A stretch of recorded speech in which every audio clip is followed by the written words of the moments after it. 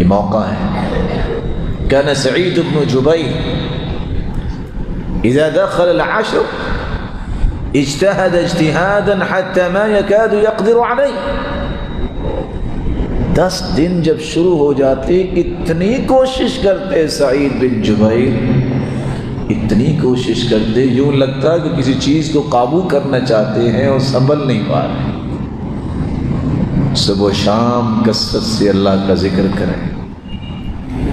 کون سے اذکار؟ ایک چھوٹا سا جملہ ہے، سبحان اللہ. ذرا بول کے دیکھیے. آج تمنا ہی رہ گئی ہے کہ غلام ہو ہم اس کو آزاد کروائیں، کیونکہ وہ دور ختم ہو گیا.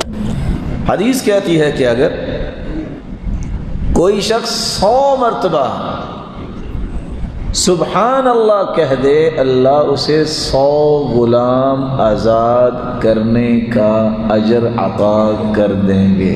ایک چھوٹا سا اور بھی کلمہ ہے، الحمدللہ. ویسے میں پوچھ سکتا ہوں اگر آپ میں سے کسی بھائی محترم سے کہا جائے کہ اللہ کی راہ میں 100 گھوڑے چاہیے، کوئی ہے جو 100 گھوڑے وقف کر سکتا ہو اللہ کی راہ؟ حدیث کہتی ہے 100 مرتبہ تم الحمدللہ کہہ دو، اجر تمہیں اتنا ہی ملے گا جتنا میدان کارزار کے لیے تم نے 100 گھوڑے اللہ کی راہ میں پیش کر دیے.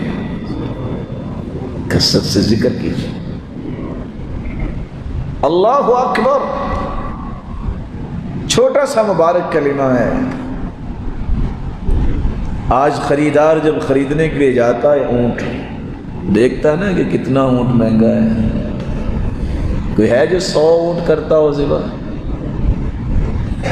حدیث کہتی ہے اللہ اکبر 100 مرتبہ پڑھ لو گے، اللہ ساز و سامان سے لدے ہوئے 100 اونٹ اللہ کی راہ میں پیش کیے جانے پر جو اجر ملتا ہے اللہ اتنا اجر عطا کرتا ہے. کثرت سے پڑھیے ان 10 دنوں میں سبحان اللہ، الحمدللہ، اللہ اکبر، لا الہ الا اللہ. اسی حدیث کے آخر میں آتا ہے کہ لا الہ الا اللہ کثرت سے پڑھ لو. جتنے ہم بیٹھے ہیں اللہ آپ سب کو عزت دے، سلامت رکھے. آپ ساری زندگی بھی سجدے میں پڑے رہیں تو زمین و آسمان کا خلا نیکیوں سے کیسے بھرے گا؟ 100 مرتبہ جو لا الہ الا اللہ پڑھ لیتا ہے اللہ زمین و آسمان کا خلا اس کے لیے نیکیوں سے بھر دیتے ہیں. ویسے آپ تھوڑا سا غور کریں، سبحان اللہ، الحمدللہ، اللہ اکبر، لا الہ الا اللہ. تکبیر کیا ہے؟ بولیے اللہ اکبر، اللہ اکبر، لا الہ الا اللہ، واللہ اکبر، وللہ الحمد. وہی 4 کلمے ہیں، وہی 4 کلمے ہیں جن کی آج اہمیت مسلمان سمجھتا نہیں ہے.